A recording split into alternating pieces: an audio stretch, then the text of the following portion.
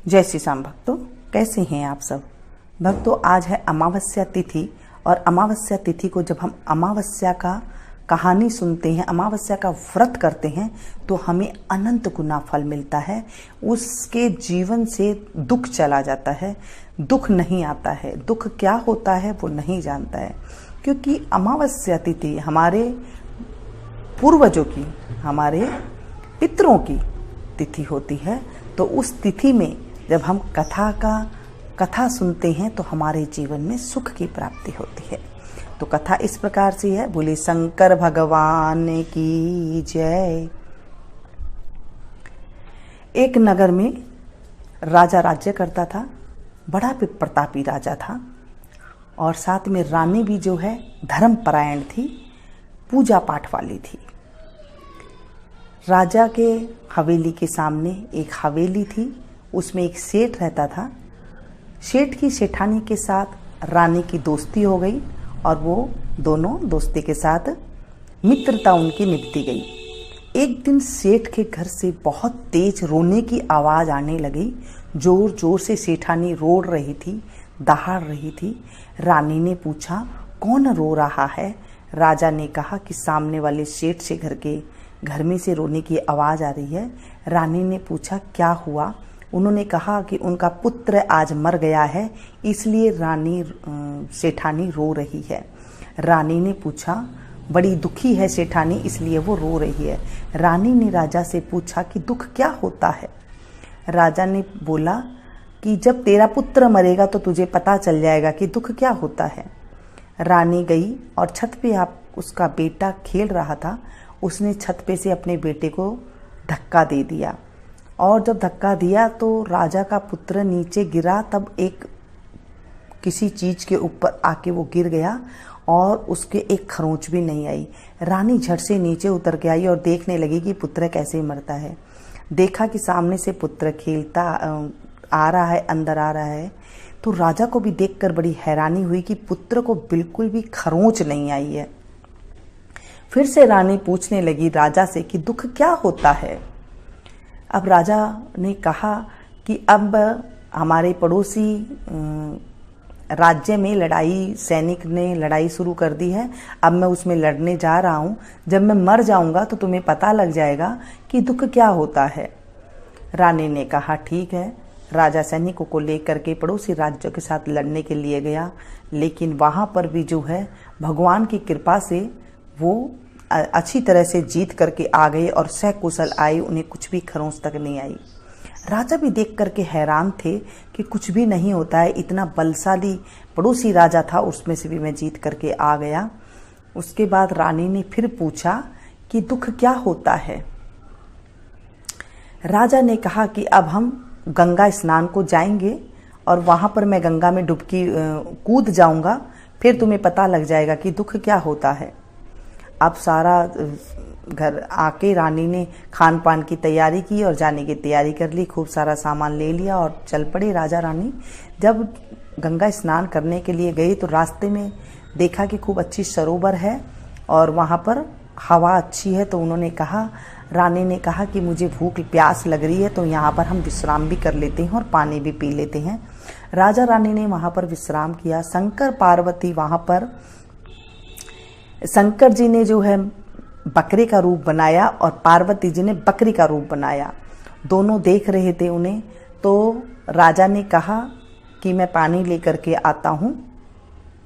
गंगा किनारे वहाँ पर गया तो पानी लेने गया तो पार्वती जी ने पूछा कि रानी को तो दुख देखना है और इसके जीवन में दुख क्यों नहीं आ रहा है? शंकर भगवान ने कहा कि इन्होंने अमावस्या तिथि का व्रत किया था, दान पुण्य किया था, इसकी वजह से रानी को कभी भी दुख नहीं आएगा और अभी राजा डूबेगा कूदेगा तो भी राजा जीवित ही आ जाएगा।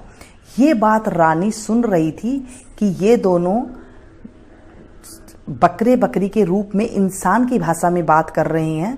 तो रानी को अचंभा हुआ और फिर बाद में जब राजा आए तो रानी ने राजा को सारी बात बता दी कि मेरे जीवन में इसलिए दुख कभी भी नहीं आएगा और शंकर पार्वती ने ये बातें जब कर रहे थे तो रानी ने अच्छे से सुनी थी। शंकर भगवान ने कहा था कि इस रानी के जीवन में कभी भी दुख नहीं आएगा। ये बातें जब राजा को बताई तो राजा को भी समझ में आ गया कि इस तरह इसी कारण से जो है रानी को कभी दुख देखना नहीं पड़ेगा, चाहे कितनी भी मर्जी विपत्ति आ जाए। राजा रानी अपने शहर को आ गए, अपने नगर को आ गए। नगर में आने के बाद राजा ने सारे नगर में ढिंडोरा पिटवा दिया कि सभी कोई अमावस्या तिथि का व्रत करना। अमावस्या तिथि का व्रत करने से कभी भी जीवन में दुख नहीं आता है। ये थी अमावस्या की कहानी। बोले शंकर भगवान की जय, माता पार्वती की जय। दोस्तों, अमावस्या के दिन सुबह जल्दी उठ करके स्नान करना चाहिए। स्वच्छ जल से स्नान करें और बगैर नहाए नहीं रहना चाहिए। बगैर नहाए रहने से अमावस्या तिथि में पितरों का दिन होता है, तो वो जो है आशीर्वाद नहीं देते हैं और वो श्राप दे के चले जाते हैं। तो उस दिन जल्दी उठ करके नहाना चाहिए। नहा करके बिल्कुल साफ जगह कर लेनी चाहिए, रसोई की बिल्कुल साफ जगह कर लेनी चाहिए। और वहाँ पर जो है कईयों के तो परिंदे में जो है घड़ा वगैरह जहाँ पानी का रखते हैं वहाँ पूजा होती है। अगर आपके यहाँ नहीं होती है तो आप बिल्कुल सिंपल 1 कटोरी चावल और उसके अंदर 1 का सिक्का, 2 का सिक्का, 10 का सिक्का, जितनी आपकी सामर्थ है उतना लेकर के आप मंदिर में जरूर भिजवाएं। नहीं तो दूध का पैकेट ले लें, सिक्का रख दें और वो भी मंदिर में पहुंचा सकते हैं। जितनी आपकी सामर्थ्य है, 10 रुपया, 20 रुपया, 1 रुपया, आप उस पर दक्षिणा जरूर रखें। वो आप मंदिर में दे करके आएँ। अगर इतना भी नहीं कर सकते तो घर में आटा, दाल, नमक, मिर्च सीधा है तो सीधा आप जरूर दे करके रखें। सीधा में दक्षिणा आप जरूर रखें। सीधा में आप ऐसे ले सकते हैं, जैसे किसी को नहीं पता होता तो एक थाली में आटा लें, 1 कटोरी ले, 2 कटोरी ले, 3 कटोरी ले, जितना आप ले सकते हैं उतना आप आटा लें। नमक डालें, चम्मच 2 चम्मच नमक ले सकती हैं। जितना आप मसाला खाती हैं ना सब्जी में, ये सारे मसाला आप डालें। नमक, मिर्च, हल्दी, धनिया ये डालें। जीरा रखें। घी जरूर रखें, क्योंकि घी के बिना अनाज नहीं दिया जाता है, वो सूखा अनाज हो जाता है। घी आप जरूर रखें। देसी घी 1 चम्मच, 2 चम्मच, नहीं है तो आप जो भी घी खाते हैं वो रख लें। वो नहीं है तो आप तेल जरूर रख दें। जो भी है आपके पास आप रख दें, क्योंकि जब हम थोड़ा थोड़ा धर्म करते हैं, धर्म करने से पुण्य की प्राप्ति होती है और इतना हो जाता है कि हम फिर बढ़ चढ़ के करते हैं, क्योंकि हमें भगवान जो हम देते हैं हमें भगवान वही लौटाता है, लाखों गुना करके लौटाता है। फिर उसके बाद अगर आपके पास कोई फ्रूट रखा हो तो 1 फ्रूट रख दे। कोई सब्जी रखी है तो आप उसमें सब्जी, हरी सब्जी होती है, जैसे आलू हो गया, टमाटर हो गए, कोई गोभी का फूल हो गया, जो भी है आप वो रख सकते हैं उस थाली के अंदर। साथ में चीनी जरूर रखें, क्योंकि मीठा भी जरूर रखा जाता है। आपकी जितना सामर्थ्य हो आप उसमें मीठा रख सकते हैं। और उसके बाद दक्षिणा आप जरूर रखें। और उसके बाद हाथ जोड़ करके प्रार्थना करें, हे अमावस्या माता, हे पितरों के निमित्त जब आप निकाल रहे हैं तो पितरों के निमित्त आप उनको ध्यान करें। और उसके बाद उस थाली को आप ले जा करके मंदिर में दे करके आए।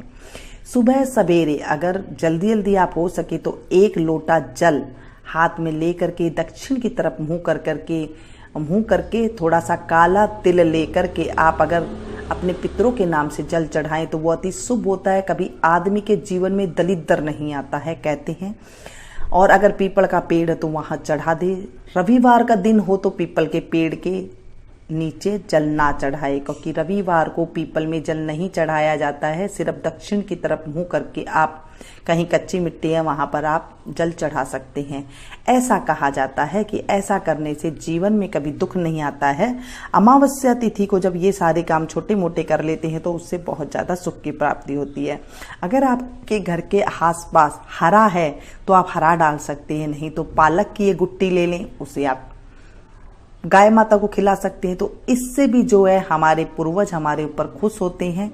चींटियों को थोड़ा सा आप आटा और थोड़ी शक्कर मिला करके आप उसमें दे सकते हैं। जहाँ पर चींटियाँ आपको बिल नजर आए वहाँ पर आप डाल दें, तो आप देखेंगे किसी ना किसी रूप में आज अमावस्या के दिन हम कुछ भी दान पुण्य करते हैं उसका करोड़ों गुना फल मिलता है, यानी कि करोड़ों गुना होकर के हमें मिलता है, ऐसा कहा जाता है। आप एक कटोरी देंगे तो आप समझ लीजिए कितना कुछ मिलने वाला है। आप कबूतरों को दाना डालिए, जो पंछी होते हैं उन्हें आप दाना डाल करके आ जाइए। मछलियों को आप दे सकते हैं गोलियां बना करके। घर में आटा तो सभी के होता है, थोड़ा सा आटा आप टाइट टाइट गूंद लीजिए, छोटी छोटी गोली बना के मछलियों को डाल सकते हैं। इस तरह भी आप कर सकते हैं। आप कहीं ना कहीं जितना पुण्य हो सके आपको करना चाहिए आज के दिन, क्योंकि अमावस्या तिथि को जब कुछ पुण्य करते हैं तो फिर उसका हमें बहुत ज़्यादा पुण्य की प्राप्ति होती है। तो इस तरह से व्रत किया जाता है। व्रत शुरू शुक्रवार की अमावस्या हो उस दिन करो तो अति उत्तम होता है। जिस दिन शुक्रवार शुरू होता है उस दिन अमावस्या शुरू कर सकते हैं। व्रत करना चाहें तो आप 21 अमावस्या तक ये व्रत किया जाता है। 5 अमावस्या को पहले आप गेहूं का दान करें। जब आप गेहूं का दान करें तो लाल कपड़ा साथ में अवश्य रखें। अगर लाल कपड़े के अंदर गेहूं का दान करें उसमें दक्षिणा जरूर रखें और वो आप दे करके आएं। फिर दूसरे 5 को आप मूंग दान करें। मूंग में भी आप हरा कपड़ा रखें और उसमें दक्षिणा रखें, फिर आप दे करके आएं। मंदिर में ही देना होता है। उसके बाद आप चना रखें। चने का जैसा कलर है आप उस तरह का कपड़ा ले सकते हैं। 1 मीटर ले, 1.25 मीटर ले, जितना आपकी मर्जी है आप उतना ले सकते हैं और उसमें दिया जाता है। उसके बाद जब आप फिर 5वां चौथा करें तो उसके अंदर आपको चावल लेने होते हैं। चावल आप उस चावल के कपड़े के जैसा ही रंग आपको लेना होता है। इस तरह से आपको व्रत विधि की जाती है। और जो 5वां होता है उसके अंदर भी आपको जो है जिस तरह का अनाज आप खाते हैं वो अनाज आप दे सकते हैं। गेहूं हो गया, मूंग हो गया, चने हो गए, चावल हो गए और साथ में जो हो गया मोट ले ले चाहे बाजरे ले ले, कुछ मर्जी आप ले सकते हैं। 5वां अनाज आप कुछ भी मर्जी करते। इस तरह से आपको दान विधि इस तरह से होती है। और फिर 21वें जो अमावस्या तिथि आती है उस पे जो है उद्यापन विधि इस तरह से की जाती है। बस यही सिंपल सा होता है। जिन्हें व्रत करना चाहें तो उन्हें संतान की प्राप्ति होती है, घर में सुख आ जाता है, दलिद्र नहीं रहता है, ऐसा कहा जाता है। अमावस्या तिथि व्रत करने वाले को घर में भंडार भर जाते हैं, क्योंकि जो अमावस्या तिथि होती है हमारे पितरों की होती है और हमारे बड़े बुजुर्ग जो गुजर जाते हैं उन्हें पितर कहा जाता है। फिर अगर जब हम उनके नाम से व्रत करते तो हमारे घर में भी सुख शांति आती है। जय बोलिए शंकर भगवान की जय, माता पार्वती की जय, अमावस्या तिथि की जय। दोस्तों पसंद आए तो प्लीज़ एक लाइक जरूर दीजिएगा। इसे ज़्यादा से ज़्यादा अपनों के साथ शेयर कीजिएगा। मिलते हैं फिर से एक नई वीडियो में नई जानकारी के साथ। तब तक आप लोग देखते रहिए मीनू संगीत। Thank you. जय श्री राम।